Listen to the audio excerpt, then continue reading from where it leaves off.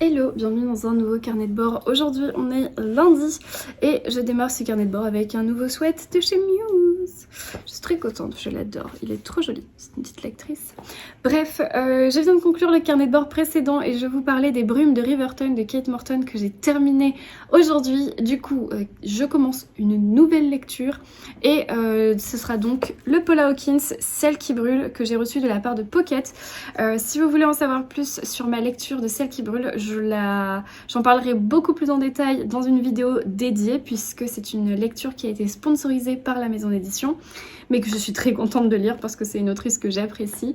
Comme vous le savez, j'avais déjà lu La fille du train et je me suis fait dédicacer Au fond de l'eau, je crois, son précédent quand j'étais au Quai du Polar de Lyon de cette année. Donc c'est une autrice que j'aime bien et que j'étais très contente de rencontrer en vrai. Et ici donc pour tout vous dire, c'est Pocket et Bipolar qui m'ont proposé de lire ce livre et de vous en parler plus en détail. Donc je suis très contente. Je le démarre aujourd'hui. Il fait à peu près 400 pages. Et ça tombe bien parce que avant j'étais dans une saga historique, enfin pas une saga mais un roman historique, secret de famille, voilà vraiment manoir, etc. Et là on est dans un polar contemporain, donc je change de style, c'est pas plus mal, donc je suis très contente. Je vous en reparlerai dans ce carnet de bord. Je voulais aussi vous faire un petit update livre audio parce que j'ai quasiment terminé, il me reste 1 heure de ma lecture audio pour Seul refuge de Vincent Ortiz. Il me reste 50 pages, très exactement, que j'ai lu donc sur Audible, qui était offert. Donc n'hésitez pas à aller voir sur Audible, je pense que celui-ci il est encore en offert, encore en disponible si vous avez un abonnement. Le lecteur est vraiment bien et moi c'est un livre que j'avais dans ma pile à lire déjà depuis quelques temps, depuis 1 an très exactement, puisque j'avais rencontré Vincent Ortiz au Festival Polar de Saint-Laurent-du-Var 2021. Mais je crois que je vous ai déjà dit tout ça dans un précédent carnet de bord, donc je ne vais pas m'étendre. Bref, je l'ai bientôt fini, donc je sais pas trop ce que je vais écouter ensuite. Si j'écoute une lecture doudou, ou est-ce que j'écoute un roman historique, parce que j'ai pris un Henri Lovenbruck en audio. Mais sinon j'aimerais bien un truc plus doudou, genre un Melissa d'Acosta ou un truc comme ça. Je ne sais pas, je vous en reparlerai très vite. Voilà, c'est tout ce que j'avais à vous dire pour aujourd'hui. Je regarde mes livres, mais là non, je vous en ai déjà parlé. J'ai reçu pas mal de choses dernièrement. J'ai fait 2 salons et samedi j'ai un petit peu craqué en librairie, j'avoue. Donc voilà, à plus. Je vous ai pas montré, mais dans ma bibliothèque pile à lire de grand format, j'ai mes pots à marque-page et quand je démarre une nouvelle lecture, je me pose là, je m'assois et je regarde presque tous mes marque-pages pour choisir le marque-page idéal qui va avec ma lecture. Bon, ça c'est vraiment quand j'ai le temps. Donc du coup, là c'est un micmac de tous mes marque-pages, de tout format, etc. Là c'est tous les marque-pages de Léa Book Addict. Du coup, comme je commence à en avoir vraiment pas mal, je les ai mis tous ensemble. Pareil pour ceux de Adèle, du coup vous savez que c'est mes marque-pages préférés, ceux-là, enfin je les ai tout le temps dans tous mes livres. Donc ceux de Adèle, ça fait maintenant plusieurs années que je la suis, que j'en achète, qu'elle m'en envoie et autres, donc forcément je commence à avoir une belle collection. Donc ça c'est les poches. Ceux de Léa, c'était celui qui était dans ma dernière lecture, les Brumes de Riverton, puisque les couleurs correspondaient trop. Donc voilà, donc clairement j'en ai posé là, donc c'est un petit peu dans le désordre. Je crois que les derniers sont ici. Hop. Non, vous voyez, c'est tout mélangé. Ah, mais celui-là, il irait trop bien avec ma lecture du moment. Ah, pas mal, je retiens celui-là. Et voilà, là, c'est tous ceux que vous m'avez offert récemment ou pas, que j'ai ramené de voyage. Que j'achète, voilà, qu'on m'offre. Coucou Laura. Voilà, donc des souvenirs de quand j'étais petite. Ça c'est moi, ma meilleure amie, quand on était petite. C'était il y a 21 ans. Non, là non. Ça c'était il y a 17 ans, 18 ans. Et on a refait la même photo en fait, en 2019. Voilà. Bref, c'est marque-page souvenir. Voilà, bon bah je pense que je vais garder celui-là. Oui Oscar, tu es d'accord avec moi? Pour ma lecture de Celle qui brûle, ça peut être vraiment classe. C'est parti!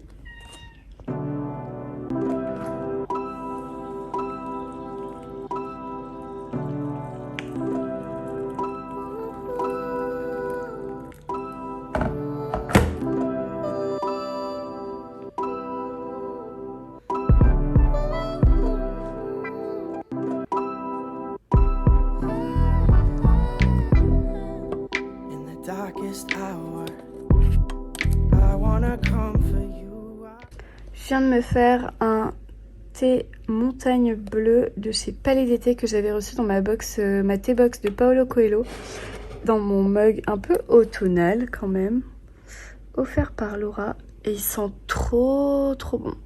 Je l'adore, je connaissais pas du tout. Bref, on démarre cette nouvelle lecture, c'est parti.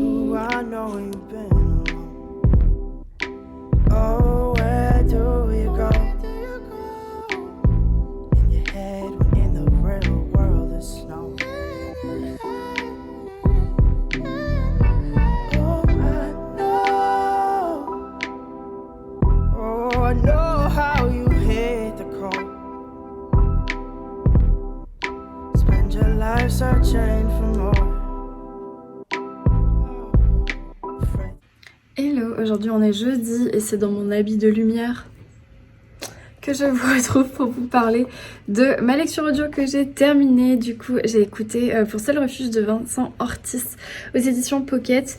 Dans cette histoire, on va suivre une affaire un petit peu particulière où en fait un personnage très bizarre qui s'appelle Ted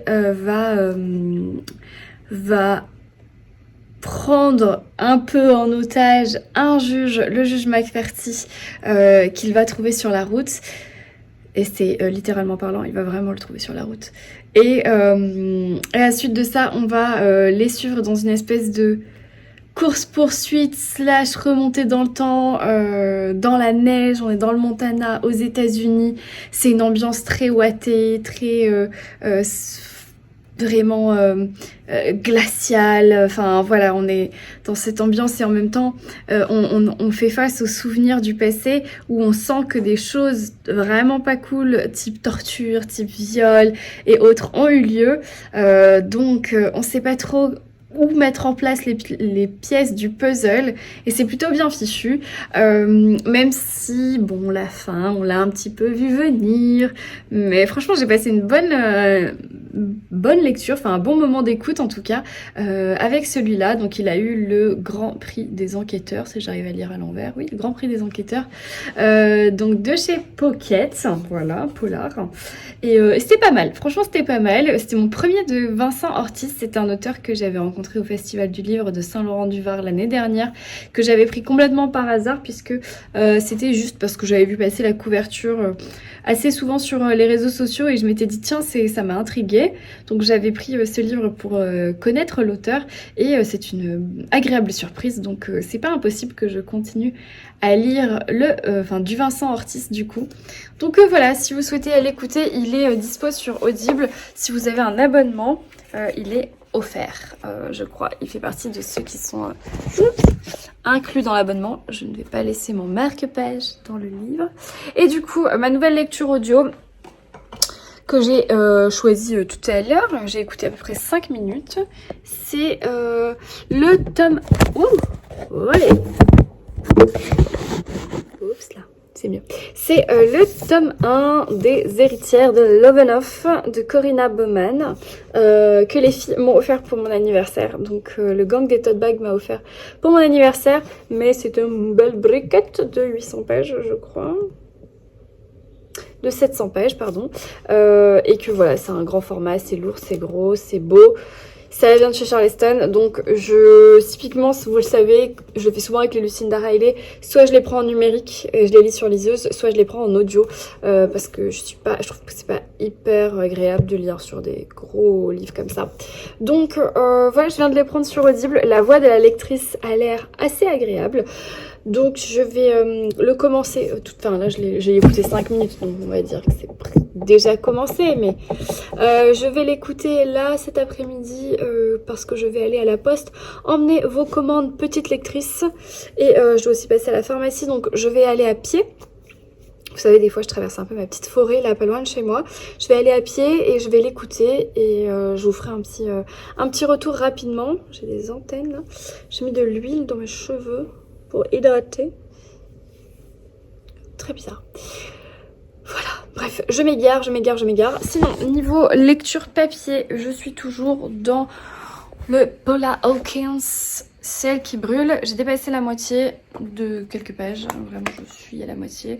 Je vais essayer de le terminer ce soir parce que comme demain je pars en Italie, je pense que j'aurai pas beaucoup le temps de lire puisque je pars avec des amis. Nous allons passer un week-end à la maison, dans notre maison de famille en Italie. On va aller ramasser les champignons, marcher dans la forêt, j'ai envie de dire boire du thé, mais je pense qu'on va plus boire du vin que du thé, manger beaucoup, aller au restaurant. Voilà, se coucher tard. Donc je pense pas que ce soit le week-end idéal pour lire. Même si j'étais partie seule ou en couple, ça aurait été idéal pour lire parce que c'est une ambiance topissime, parce qu'on est dans la nature, il n'y a rien et tout. Mais là, vu qu'on part à une dizaine, je pense plus que ça va être assez animé, on va dire ça comme ça. Donc j'espère vraiment le terminer avant, en fait, de partir. Et peut-être prendre un petit truc léger pour juste le week-end. Pas me prendre un gros pavé ou m'angoisser à me dire que je pourrais pas lire. Donc à voir, je vous emmènerai de toute façon avec moi. Là il est 15h30, ma vidéo YouTube est en train de charger. Je suis en train de faire une petite pause en fait. Je vais me faire un café instantané, il me reste plus que un. Finalement ces petites boîtes de chez Starbucks, je les ai adorées, je trouve que c'était super bon, que ça avait vraiment du goût. Donc j'en ai plus, il me reste plus qu'un je crois à la cannelle. Donc je vais aller me le faire maintenant et je vais préparer les commandes petites lectrices à emmener tout à l'heure à la poste. Et voilà, et je vous retrouve plus tard. Et je me rends compte que cette bibliothèque c'est un peu le bazar monstre. Je devrais la ranger un petit peu parce que c'est un peu le beans. Alors déjà j'ai des branches de sapin là, j'ai un carton vide, il y avait des châtaignes dedans. Faut que je jette ça, c'est au moins ça je peux le jeter. Ça c'est mes branches de sapin, c'est des échantillons pour le travail, bref. Là donc j'ai tout un bordel, j'ai mon puzzle, j'ai des livres à ranger, des livres que je vais lire, des livres que je viens acheter, des livres que j'ai reçus, des trucs, c'est tout un micmac. Ça c'est les livres que j'ai lus le mois dernier. Ça, c'est les livres que je suis en train de lire ce mois-ci, enfin que j'ai lu ce mois-ci. Et celui-là, bah, il est toujours là, hein. Toujours là, hein. Villette, toujours pas terminé. Ça, c'est parce que ça rentre plus. C'est parti de ma palle. Donc, il faudrait que je range tout ça. J'ai la flemme. Mais bon, allez, on y va. Let's go. Tadam! Donc, j'ai fait un petit peu le ménage. Bon, là, je les ai juste mis droit et calés avec mon marque-page, pas du tout. Mon puzzle avec Agatha Christie. J'ai dégagé cette étagère. Là, c'est donc les lectures que j'ai déjà faites de ce mois-ci. Là, donc, c'est avec j'ai laissé ma liseuse puisque c'est pour me rappeler que j'ai aussi lu le manuscrit dont je vous ai parlé, le Cozy Mystery. Ça, c'est des lectures que j'ai encore en cours. Villette, donc du coup, j'en suis encore à la moitié. Il faudrait que je termine là pour le Victober. Et Titu Lecoq, c'est du coup des portraits de femmes. Donc je lis plus ou moins un peu tout le temps. Donc voilà, j'ai réorganisé enfin ma bibliothèque. C'est pas encore dingue, mais c'est déjà mieux. Sachant que ça, c'est ma pile à lire brochée. Ce qui est donc pas là parce que c'est les bandes dessinées, mais là, ça c'est ma pile à lire brochée, pile à lire brochée, et derrière pile à lire brochée. Et j'en ai d'autres de l'autre côté. Ici, on a donc la suite de ma pile à lire brochée avec là, juste cette partie-là. À l'arrière, ce sont des bandes dessinées. Ici, tout ça, et ici, tout ça. Et voilà. Et c'est un peu le bazar. Franchement, cette bibliothèque est pas super bien rangée non plus. Mais bon. Et ça, ça n'a rien à voir. Voilà, et ça c'est mon calendrier de l'Avent d'Aman que je cache pour pas le voir, pour ne pas être frustrée de ne pas le commencer. Bref. Bon, je vais juste ranger un petit peu ça et puis bah je retourne bosser. Bon voilà, c'est un peu mieux. Légèrement.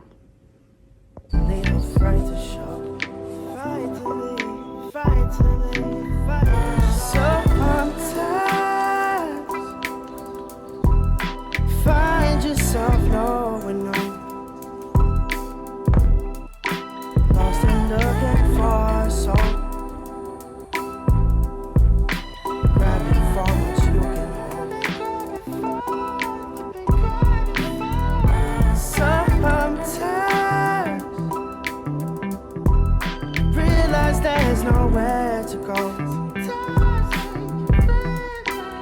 the thing we're searching for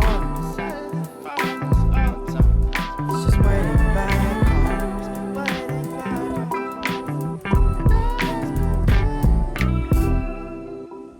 Hello, aujourd'hui on est vendredi et je suis actuellement en Italie. Dans notre maison familiale. Je viens de me faire un café.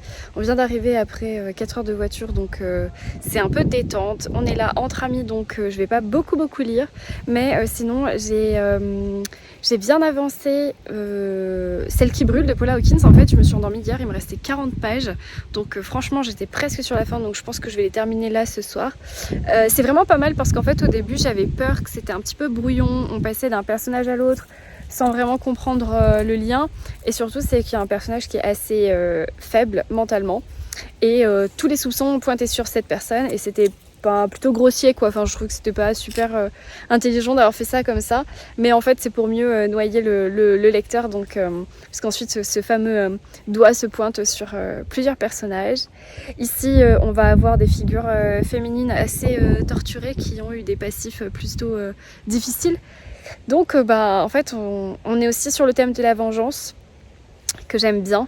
Donc voilà, j'ai hâte de savoir cette fin et ce dénouement en tout cas. Voilà, pour l'instant c'est relax. J'ai pris avec moi une autre lecture aussi parce que je me doute que voilà, 40 pages je vais réussir à les terminer quand même dans ce week-end.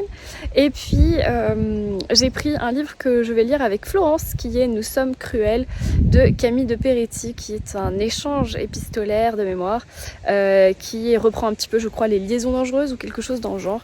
Donc je vous en reparlerai un peu plus tard. En attendant, je profite de cet air de montagne, de cette belle vue. Il fait pas si froid, hein. Franchement je suis bien en sweat comme ça. Il doit faire peut-être 19-18 degrés. Il fait bon. Voilà, je vous retrouve plus tard.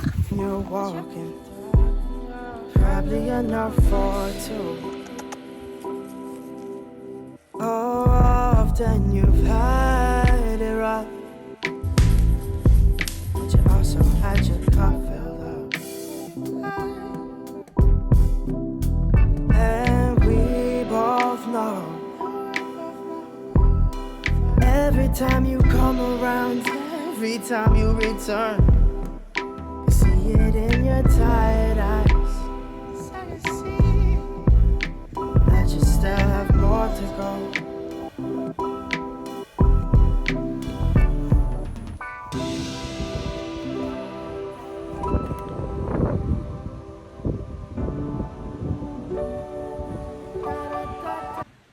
Je suis en Italie, dans un cimetière familial.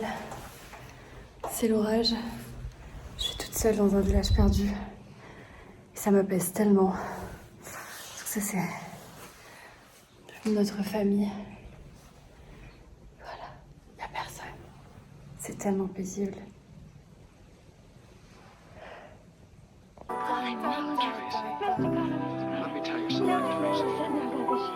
Can't be anything like love, can it? No, it mustn't be. It can. Would it be inconvenient? Terribly. Anyway, I know it isn't. Oh my, we're out of our minds. Right into our hearts. That music. It does, doesn't it? Tracy, you're so... Is it my footsteps are melting away? What is it? Hello, aujourd'hui on est lundi et je suis de retour de mon week-end en Italie. J'ai pas mal de choses à vous dire. Tout d'abord j'ai terminé le Paula Hawkins, Celle qui brûle de chez Pocket, que j'ai terminé vendredi soir je crois. Je vous en ai parlé dans la vidéo spéciale de Paula Hawkins, Celle qui brûle, qui sort aujourd'hui, enfin le même jour que ce carnet de bord je crois, donc c'est-à-dire vendredi. Les deux sortent vendredi normalement. Donc vous devriez savoir tout ce que j'ai pensé de ce livre dans la vidéo spéciale sur Celle qui brûle. Du coup j'ai commencé un autre livre qui s'appelle Nous sommes cruels de Camille de Peretti. C'est un échange épistolaire moderne, enfin 2.0 que je lis avec Flow & Books puisque c'était un livre qu'on avait acheté toutes les deux et fait dédicacer toutes les deux à Brive l'année dernière. C'est un livre qui a été écrit comme une réécriture moderne des liaisons dangereuses. Donc moi je n'ai jamais lu les liaisons dangereuses mais je connais vaguement le sujet. Voilà, donc j'ai à peine commencé, j'ai lu une 30aine de pages à peu près. J'avoue que pour l'instant je passe un petit peu à côté donc je vais avancer davantage. Mais pour l'instant j'ai pas envie d'y retourner donc je suis un peu mitigée. Je sais que Florence elle est un peu dans le même ressenti que moi, donc voilà, je vais continuer de lire quelques lettres, lettres email de cet échange épistolaire pour pouvoir me faire une meilleure idée, mais c'est ma nouvelle lecture. Voilà, j'ai reçu des paquets, donc je vais les ouvrir avec vous et puis voilà, je vais juste me déplacer en fait. Donc pour rappel, c'est de ce livre dont je parle. Donc voilà, j'ai lu vraiment tout début. Et en fait, ce sont que des échanges de lettres. Donc potentiellement, ça se lit bien et ça se lit vite. J'aime beaucoup la couve. Mais pour l'instant, je rentre pas trop dedans. Donc je vous en reparlerai. Alors, du coup, j'ai reçu des petites choses. J'ai reçu 3 paquets. Et je ne sais pas ce que c'est.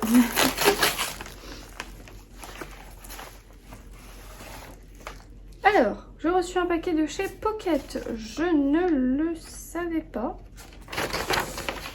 Alors, c'est du coup le dernier roman de Géraldine Dalban-Morenas.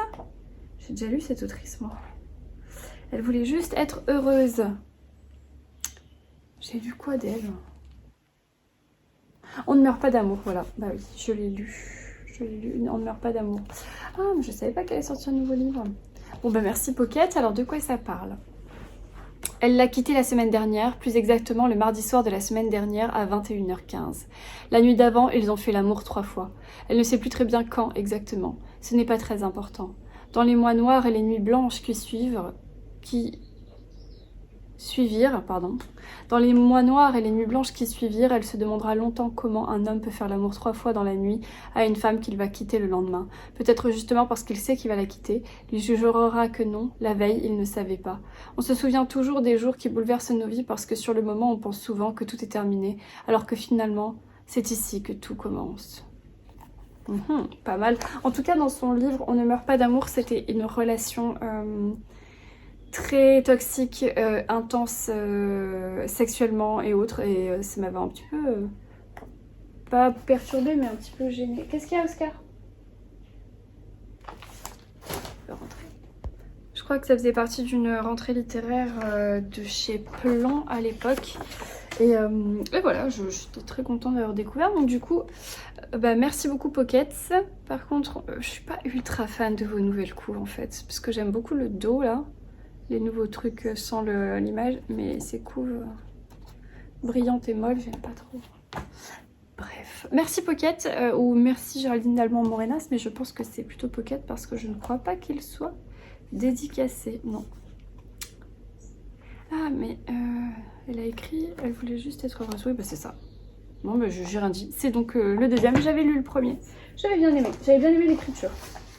Ensuite, j'ai un colis qui me vient de chez Albin Michel. J'attends rien. De chez Albin Michel. Ah si. Si. Alors, je remercie beaucoup Alice parce que j'ai demandé un livre. Ça m'arrive très rarement de demander des livres en fait. Vous pensez que je demande des livres à chaque fois que je vous en montre. Mais en fait, je reçois des catalogues ou je reçois des formulaires de qu'est-ce que tu veux, et je fais pas une démarche en fait. C'est j'accepte des services de presse ou je choisis dans un catalogue ou dans un formulaire. mais je me dis pas tiens ce livre vient de sortir, j'aimerais trop l'avoir, je vais demander à la maison d'édition s'ils l'ont et tout ça. Ça m'arrive genre 2 fois dans l'année, enfin, c'est jamais, je le fais jamais parce que j'en ai 500 à lire et que franchement c'est pas terrible. Mais là j'ai vu un livre qui est donc un essai un peu particulier, donc il n'est pas de la littérature, et j'ai demandé à Albin Michel si je pouvais en avoir un exemplaire. Donc ça s'appelle Patronne, tête à tête avec les numéros 1. Donc ça a été écrit par Élodie Andriot. Et en fait ce sont des portraits de patronnes françaises, principalement je crois qu'il n'y a que des françaises. Et dedans il y a une femme que je suis et que j'aime beaucoup, qui a d'ailleurs écrit un livre il y a des années. Si j'arrive à le trouver facilement, je vous la montre. Et donc c'est Carole Juge-Liowellin, qui est la fondatrice de la marque June. Je ne sais pas si vous connaissez, si vous êtes maman, vous devez connaître. C'est une marque de couches française et écologique. Et voilà, bref. Et donc je sais que j'aime beaucoup cette femme, et elle a écrit un livre qui s'appelle Nos ombres cachées. Je sais plus trop, je l'ai là-bas, Nos ombres cachées je crois. Qu'elle m'avait envoyé à l'époque dédicacée, et je l'avais rencontrée à Paris, je crois que c'était dans 2015 ou en 2016, il y a très longtemps. Et depuis je la suis sur les réseaux sociaux, et c'est vrai que en tant que moi, en tant que femme auto-entrepreneur et présidente de sociétés, différentes sociétés, etc. Elle est très inspirante, je l'aime beaucoup et je la suis sur les réseaux et j'aime beaucoup ce qu'elle partage, j'aime beaucoup sa philosophie, son état d'esprit, etc. Et en fait, quand elle a parlé de ce livre où elle figurait dedans et qui venait de sortir, etc., je me suis dit, mais en fait, c'est des profils de femmes que j'aime suivre au quotidien, moi, dans mon travail. Parce que j'aime leur technique de management, j'aime j'aime plein de choses. Je me suis dit mais je les connais pas assez, j'en connais genre 3-4 en France, alors que il y a des femmes qui sont brillantes et qu'on connaît pas spécialement. Donc du coup je suis très contente, je remercie beaucoup Albin Michel pour m'avoir envoyé ce livre.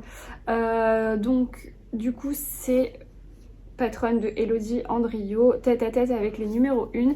Et derrière, il y a écrit « Les chiffres sont implacables. Tandis que les femmes représentent 52 de la population française, elles sont seulement 3 dirigeantes au CAC 40. Sur les 120 des plus grandes entreprises françaises, elles sont 18 à avoir atteint le poste le plus élevé. Dans le monde de la tech, alors que les femmes fondent 24% des startups, elles ne récoltent que 12% des fonds levés chaque année. Pourtant, 52 femmes de ce livre ont toutes tracé leur chemin pour devenir numéro 1. Elles ont entre 28 et 68 ans. Elles gèrent entre 2 à 420 000 personnes. Elles sont nées en France ou ont immigré, sont autodidactes ou surdiplômées, connues ou inconnues, mères ou sans enfants. 52 femmes pour inspirer les 52% de Françaises qui peuvent parfois douter que tout est possible. Elles sont toutes patronnes, et comme leur ascension est rarement accompagnée d'un manuel, patronne est le mode d'emploi sans langue de bois inspiré par celles qui ont bel et bien atteint le sommet. Voilà. Et Élodie Andriot, apparemment, c'est une journaliste. Elle est franco-britannique et elle a travaillé au sein de Canal+, Euronews, puis Vogue. Elle crée en 2019 le média éphémère Madame, okay, qui met en lumière le parcours de chef d'entreprise. L'idée de ce livre lui est venue lorsqu'elle s'est rendue compte de l'invisibilité et la rareté des patronnes françaises. Et je suis complètement d'accord, donc c'est pour ça que je suis très contente. Le livre en plus, objet, est très beau. Et dedans, en fait, vous avez donc à chaque fois un parcours comme ça, avec le tête-à-tête, le parcours de la personne et le tête-à-tête, genre d'interview, comme ça. Je pense qu'il y a des petites phrases clés ou des chiffres clés.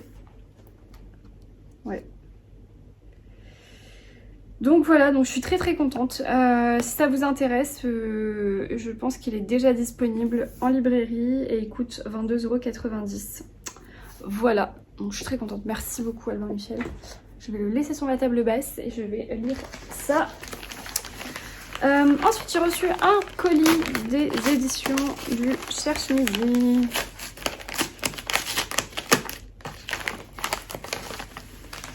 Qu'est-ce donc Ah oui. Du coup, c'est notre prochaine lecture pour la team thriller du Cherche Midi.